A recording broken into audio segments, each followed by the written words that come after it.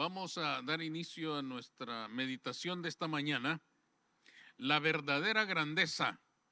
Y vamos a leer en Juan capítulo 1, desde el verso 19 en adelante.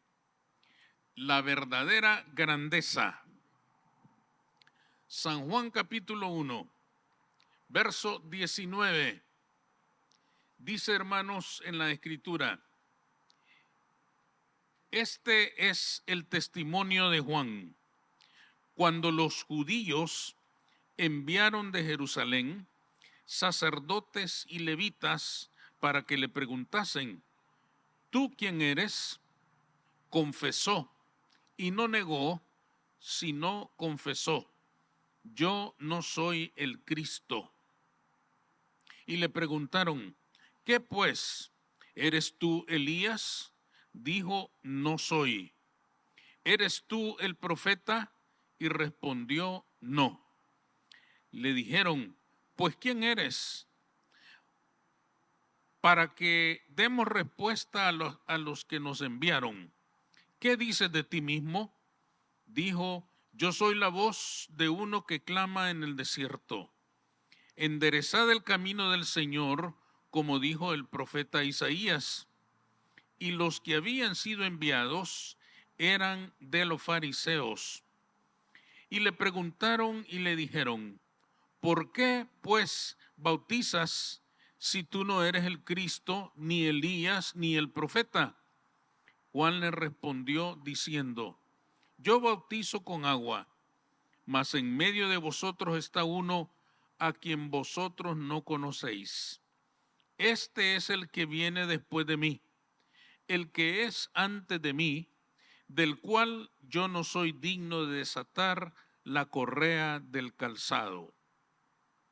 Estas cosas sucedieron en Betábara, al otro lado del Jordán, donde Juan estaba bautizando.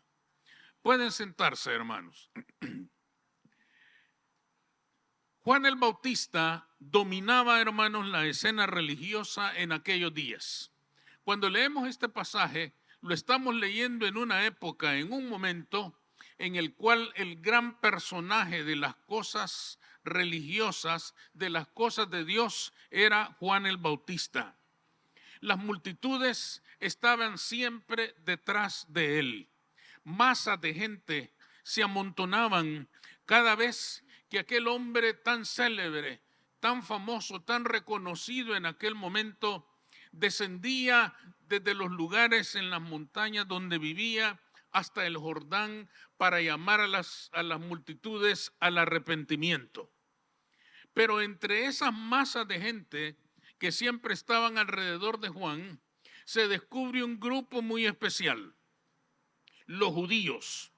Lo dice claramente el texto que leímos en el verso 19. Este es el testimonio de Juan cuando los judíos enviaron de Jerusalén sacerdotes y levitas para que le preguntaran: ¿quién eres tú? Pero aquí, hermanos, hay que aclarar que los judíos no se refiere a todo ciudadano hebreo o a todo ciudadano israelita. Judío representa aquí al Sanedrín, a la clase religiosa. Por eso cuando ustedes leen en los evangelios y dice que los judíos crucificaron a Jesús, no se refiere a toda la nación, sino a aquel grupo religioso que se veía amenazado por la presencia del Maestro y que fue quien impulsó y llevó a cabo su juicio y su muerte en la cruz del Calvario. Por lo tanto, de esa gente se está hablando en este pasaje que hemos leído, cuando dice que los judíos enviaron sacerdotes y levitas. Fíjense bien que esto nos está diciendo que es la clase religiosa. Ellos ordenaban a los sacerdotes y levitas lo que tenían que hacer, porque ellos eran la mayor autoridad del judaísmo en aquel momento. Se sentían amenazados porque si comparaban fuerzas con Juan el Bautista, no había duda que Juan el Bautista tenía más influencia, tenía más dominio, tenía más reconocimiento, tenía más autoridad entre la gente que el mismo Sanedrín. Si se ponían a comparar fuerzas, Juan el Bautista les derrotaba muy superior a ellos. Tenía él mucho más dominio, mucho más reconocimiento de la gente que el Sanedrín. Por lo tanto, hermanos, ellos se sentían amenazados por la presencia de aquel hombre. Esto es lo que generó esta confrontación de la cual habla este pasaje. Y esta confrontación entre el Sanedrín y Juan el Bautista nos deja a nosotros lecciones muy importantes, de las cuales queremos mencionar en esta mañana dos de ellas. ¿Cuáles son? La primera, que Juan el Bautista no pretendió ser más de lo que era. Es interesante esto, hermanos, porque había confusión respecto a quién era Juan. Juan era tan respetado, Juan tenía tanta autoridad, había tanta admiración para aquel hombre, tanta consideración y respeto para aquel hombre, que había entre la gente mucha confusión. Esto lo podemos descubrir en las preguntas que le hacen estos sacerdotes y levitas a Juan el Bautista. Fíjense, lo primero que le preguntan es algo tremendo. ¿Eres tú el Cristo? Imagínense qué imagen tenía el mundo de aquel tiempo de Juan el Bautista. Era un hombre tan impactante, era un hombre tan extraordinario, era un hombre con un testimonio de vida y de servicio a Dios, que la gente incluso llega a preguntarle si él era el Mesías, si él era el Cristo que había de venir. Le preguntan también, ¿eres tú el profeta? Le preguntan, hermanos, por todas las grandes esperanzas del pueblo de Israel con respecto al Mesías y a los profetas. Le hacen preguntas claras que denotan que la gente estaba confundida, que no sabía con certeza quién era aquel hombre, pero que le admiraban tanto que podían considerar que a lo mejor era un profeta enviado por el Señor. Le preguntan, ¿eres tú Elías? Elías es quizás, hermanos, uno de los profetas que en la mente del pueblo judío era de los que más había demostrado el poder y la fuerza de Dios en su vida. Y a él también le preguntan, ¿eres tú Elías? Y la Escritura nos dice que él confesó. Con esto quiere decir que lo dijo claramente. Dice, confesó y no negó. Es decir, dijo él exactamente quién era y quién no era. Él les dijo con suma claridad, yo no soy el Cristo, yo no soy Elías, yo no soy el profeta. Fijémonos bien en algo, hermanos. Juan el Bautista pudo haberse aprovechado de aquella confusión y no contestar nada y que cada quien llegara a sus propias conclusiones.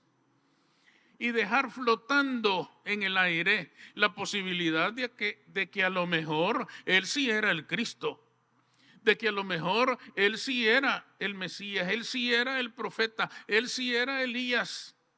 Pero la Escritura dice que él habló con claridad y dijo, no soy nada de eso. No soy el Cristo, no soy Elías, no soy el profeta. Yo soy simplemente, dice él, una voz que clama en el desierto. ¿Por qué es importante esto para nosotros? Porque nos demuestra, hermanos, que la verdadera grandeza de Juan no se la había adjudicado él mismo, que él no había demandado ser grande. La gente le reconocía su grandeza. Le reconocía su grandeza por su predicación, por su mensaje. Le reconocía su grandeza por su testimonio de vida. No la reclamaba él para sí mismo. Es más, la mayor grandeza de Juan le fue otorgada por Cristo mismo. En el Evangelio de Mateo el Señor dijo, entre los que nacen de mujer no se ha levantado otro mayor que Juan el Bautista. Esto nos indica a nosotros, hermanos, que Juan no andaba en busca de la grandeza que pudieran otorgarle los hombres. Juan el Bautista no andaba buscando que la gente lo engrandeciera. Juan el Bautista andaba buscando cumplir con su ministerio y ser engrandecido por Cristo en el cumplimiento de su voluntad, porque esa era la verdadera grandeza. Aunque él era un predicador impactante, con un profundo conocimiento de la ley y los profetas y un testimonio de vida indiscutible, no pensaba de sí mismo más allá de lo que era absolutamente cierto. Él lo dijo con claridad en el pasaje que leímos: yo no soy digno de desatar el calzado del Hijo de Dios. Con desatar el calzado del Señor, hermanos, él hace referencia a una figura que en aquellos días era muy común, la de un esclavo. Cuando el amo llegaba a su casa, quien le desataba las correas de su calzado para lavarle los pies era su esclavo. Él tenía esclavos en su casa. Llegaba el Señor y el esclavo le desataba las sandalias, le lavaba los pies y él ya entraba en su casa limpio para poder entregarse al descanso, a lo que tuviera que hacer. Para ilustrarlo, algo así como cuando ustedes llegan del trabajo y su esposa les quita los zapatos y todo eso, ¿verdad? Les da un masaje. Quiere decir, hermanos, que Juan el Bautista lo que estaba diciendo es: yo no soy señor, soy esclavo. Yo no soy amo, soy siervo. Esa era la grandeza de Juan. Por eso es que el Señor Jesús se ocupó de él y dijo: de los nacidos de mujer, nunca ha habido uno más grande que Juan el Bautista. ¿Por qué? Porque él supo ser siervo del Señor. Su verdadera grandeza residió en eso, en ser siervo de su amo y no pretender ser señor de los hombres. Esto nos enseña a nosotros que se necesita humildad para no querer ser más de lo que en realidad somos. El apóstol Pablo también se ocupó de este tema y en la carta a los Romanos, en el capítulo 12 y verso 3, él dice: nadie tenga más alto concepto de sí que el que debe tener. Piense de sí con cordura, conforme a la medida de fe que Dios repartió a cada uno. Fíjense que el apóstol Pablo en estas palabras estaba afirmando que cada uno había recibido dones espirituales que lo capacitaban para realizar ciertas tareas en la iglesia del Señor. Cada uno ha recibido dones en cierta medida. Dios le ha dado a cada uno una cierta medida, en cierta forma, de cierta manera. Dios ha adornado su vida con dones para que pueda realizar la tarea que el Señor le ha encomendado. Pero cada uno, afirmaba, ha recibido su propia medida de recursos para servir al Señor. El problema es que una vez que se tienen estos regalos del Señor para la vida, todos nosotros podemos caer en el error de comenzar a pensar de que porque hemos recibido este don o aquel, porque hemos recibido esta autoridad o este nombramiento, somos superiores a los demás. Podemos comenzar a creer que porque Dios nos ha concedido esta gracia, entonces hay en nosotros una superioridad evidente para con respecto a los demás. Lo cierto es, hermanos, que Dios nos regala esos dones para su obra, pero no se nos olvide que siendo regalados, nadie los ha comprado ni ha hecho méritos para recibirlos. Dios en su misericordia se los ha entregado. no significa que porque es maravilloso y grande, si ha ganado ese premio. No, es un regalo de Dios. Es una capacitación de Dios para que cada quien cumpla su tarea. Dios nos regala esos dones para que lo usemos en su palabra. Pero cuando la humildad se va de nosotros, dejamos de ser esclavos del Señor y nos queremos volver señores. Dejamos de ser siervos y nos queremos volver amos.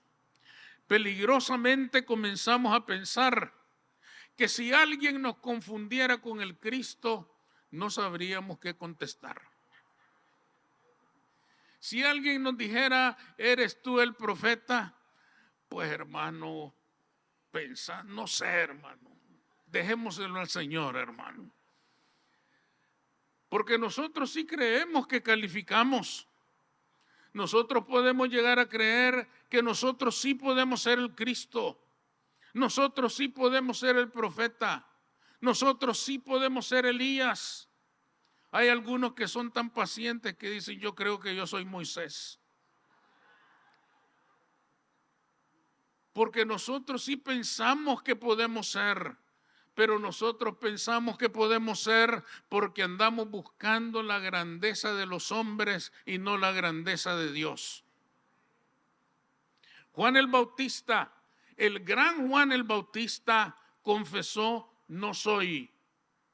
Yo solo soy una voz que clama en el desierto, en este desierto de egoísmo y de orgullo, en este desierto de soberbia, de envidias y de tantas cosas que afectan a las personas. Yo no soy eso, yo solo soy una voz que clama en el desierto y que invita a todos a que se arrepientan porque el Señor viene pronto y hay que estar listos para la llegada del Rey de Reyes y Señor de Señores. Amén. Eso es todo lo que soy, decía Juan, y no aspiro a ser más y no pretendo ser más. Todos somos siervos, hermanos. Solo hay un Señor, se llama Jesucristo. Todos los demás somos siervos y Él debe ser enaltecido siempre y nosotros debemos guardar la posición que nos corresponde. Él es el Señor, nosotros somos sus siervos. En segundo lugar, esta confrontación nos demuestra que los judíos no gustaban del ministerio de Juan el Bautista. ¿Y por qué no les gustaba el ministerio de Juan el Bautista? Porque precisamente hablaba de humildad. Y la humildad no era para el Sanedrín. La humildad no era apreciada por los sacerdotes y los levitas. Para ellos era la admiración, la veneración, el respeto y la consideración para los grandes sabios de la tierra. El Sanedrín estaba conformado por personas que esperaban que todo mundo cuando ellos caminaban por la calle se apartaran para dejarle el camino libre porque venía el doctor de la ley, porque venía el maestro de la ley, porque venía el miembro del Sanedrín. El Sanedrín era superpoderoso. El Sanedrín administraba justicia. Podía promulgar nuevas leyes, era la autoridad absoluta en cuestiones religiosas y además representaba al pueblo ante la autoridad romana. Esto les indica a ustedes la cantidad de poder que acumulaba aquella organización de sabios, el Sanedrín. Todo eso indica que eran poderosos y por lo mismo podían reclamar la sumisión total de todo el pueblo judío. En Hechos 23 ustedes pueden leer cómo cuando Pablo se está defendiendo de acusaciones injustas que le habían hecho, el sumo sacerdote Ananías manda a abofetearlo. Solo le hace una seña a uno de los sacerdotes y abofetean a Pablo. Así eran esta gente de poderosas. Así era su autoridad de total y absoluta. Por supuesto que a estas personas no les gustaría el mensaje de Juan el Bautista. No les gustaría porque ellos eran gente soberbia, estaban hinchados de poder, de autoritarismo, de dominio, de control sobre todo el mundo. ¿Cómo hablarles de humildad a estas gentes? Odiarían la humildad. Ellos amaban la exaltación, ellos amaban la admiración de la gente, ellos amaban que fueran respetados y venerados como los santos de aquel tiempo. Odiaban el bautismo de Juan y por eso le mandaron a preguntar, ¿quién eres tú? Esta era una pregunta difícil, hermanos, porque le estaban diciendo, ¿con qué autoridad vienes tú a bautizar? Tú no eres nadie en la organización religiosa de Israel. Tú no tienes autoridad, tú no tienes credenciales, tú no tienes un título, tú no tienes algo que te dé derecho a hacer estas cosas. Era un problema, hermanos, para esta gente, pero sobre todo, ¿saben por qué? Porque aquella ceremonia del bautismo no era nueva. No se la inventó Juan el Bautista. Era una ceremonia antigua y se usaba mucho para bautizar a los gentiles. Cuando decimos gentiles, hermanos, nos referimos a todos aquellos extranjeros en Israel. Todos aquellos que no eran judíos eran gentiles. Fueran griegos, fueran de donde fueran, eran gentiles.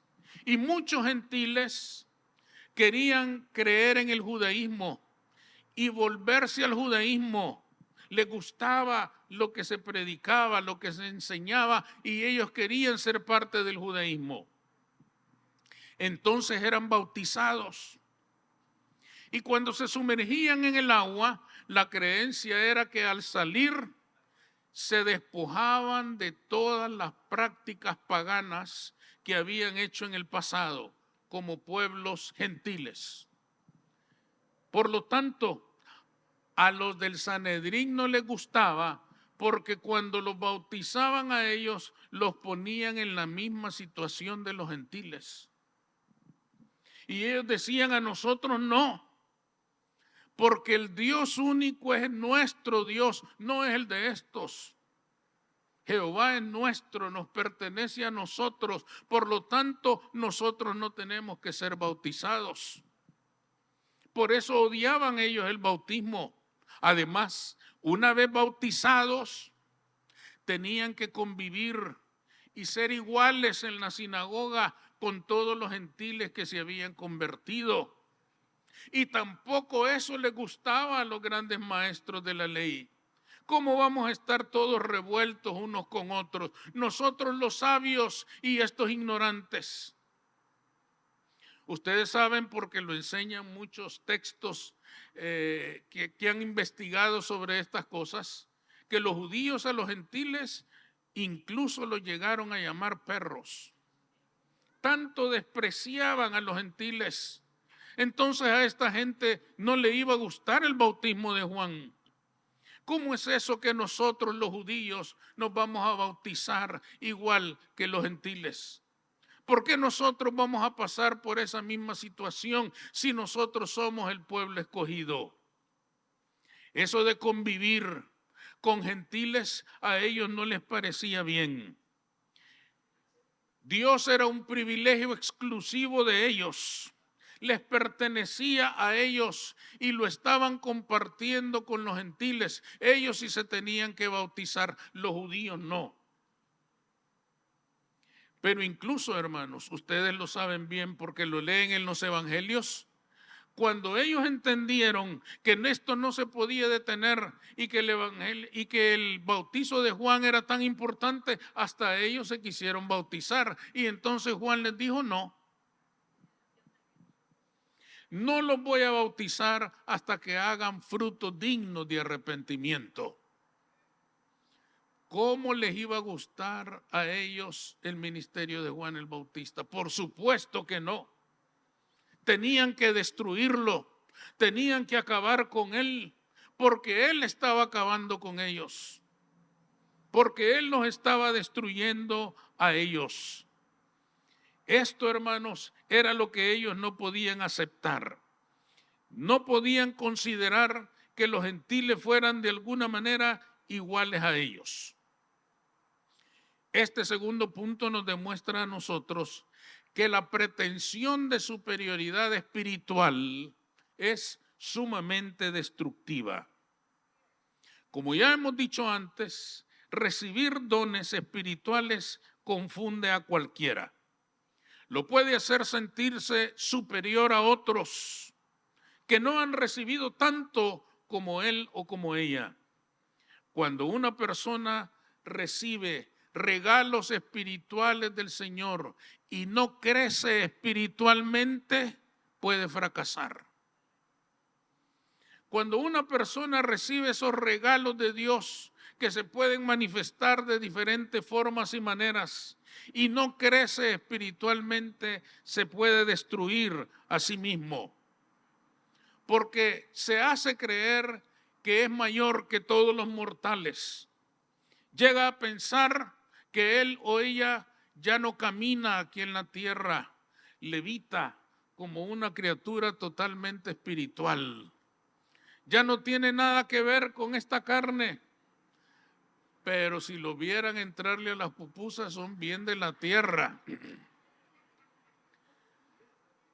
Pero ellos sienten que ya se elevaron por sobre todos los demás, que ya tocan el cielo con las manos, que ya están en la misma presencia de Dios como nadie más puede estar. Es bueno, hermanos, reconocer que Dios nos ha regalado dones. Es bueno reconocer que Dios nos ha hecho capaces de realizar ciertas tareas que engrandecen el reino de Dios. Hay que dar gracias porque hemos recibido eso. Y por qué no decirlo, debemos reconocer que Dios ha sido bueno por nosotros, con nosotros. Pero por eso dice Pablo, piensen de sí mismos hasta donde deben pensar y no más allá. Piensen con cordura, no con la locura del orgullo y de la soberbia. Porque hay personas que reciben regalos del Señor, que reciben posiciones en la iglesia del Señor e inmediatamente comienzan a pensar que todo mundo les tiene que obedecer en todo. Porque ellos son los que mandan, porque ellos son los que tienen la autoridad. Aún y con nuestras habilidades maravillosas que Dios nos haya dado, no somos dignos de desatar las correas del calzado del Señor. Aún y que seamos grandes y magníficos, no somos dignos de desatar el calzado del Señor. Aún con nuestras grandezas, estamos afectados de graves debilidades que nos pueden provocar dolorosas caídas. La verdadera grandeza, hermanos, no nos la vamos a asignar nosotros mismos. Esperemos si la vamos a alcanzar, que sea el Señor el que nos la otorgue. Porque esa es la verdadera grandeza. Mientras ese día llega, aprendamos a amar a nuestro prójimo y nunca lo miremos como gentil. Porque cuando miramos a algún hermano como gentil, nos volvemos fariseos. Somos miembros del Sanedrín. Cristo no es propiedad particular de nadie. Cristo es el Salvador de todos y nosotros somos propiedad de Él. Los dones que el Señor nos haya dado, la autoridad que el Señor nos haya otorgado, debemos usarla con sabiduría. En una ocasión, durante la Guerra de Independencia de los Estados Unidos, un sargento les daba órdenes a los soldados para trasladar una carga muy pesada con el objetivo de realizar algunas reparaciones en las instalaciones militares. El sargento les gritaba, les exigía que hicieran más fuerza, que se esforzaran más, que había prisa por arreglar aquellas cosas. De repente un hombre en su caballo se acerca y le dice al sargento, bueno, ¿y usted por qué no les ayuda? Y él le dijo, porque yo soy sargento, estos son soldados. Entonces aquel hombre le dijo, disculpe, no me había dado cuenta. Se bajó de su caballo y comenzó a ayudarles a los soldados. Entre todos y con gran esfuerzo lograron completar aquella tarea. Cuando todo terminó, aquel hombre se volvió al sargento y le dijo, sargento, cuando vuelva a tener necesidad de ayuda, no dude en llamarme. Soy el general George Washington. ¿Qué quiere decir esto, hermanos? Este era grande de verdad. Y podía haberlo arrestado, castigarlo o cualquier cosa con aquel sargento. Pero el general no buscaba la grandeza de los hombres. Él no quería demostrar que tenía autoridad sobre el sargento. Él quería contribuir a la tarea. Porque él era verdaderamente grande. La grandeza, la verdadera grandeza, no la otorgan los cargos, ni los títulos, ni las posiciones. La verdadera grandeza se construye con hechos. La verdadera grandeza se construye tomado de la mano del Señor y contribuyendo a hacer la obra antes que buscando el beneficio o el favor de los hombres. El magnífico edificio de la grandeza cristiana debe tener una base fundamental y es la conciencia clara de saber que somos siervos y no somos señores. Entonces vamos a comenzar a construir la verdadera grandeza. Y esperemos que un día el Señor nos diga, buen siervo y fiel, en lo poco fuiste fiel, entra en el gozo de tu Señor. Amén. Esta es la grandeza que buscamos. Esta es la verdadera grandeza. Vamos a orar, Señor.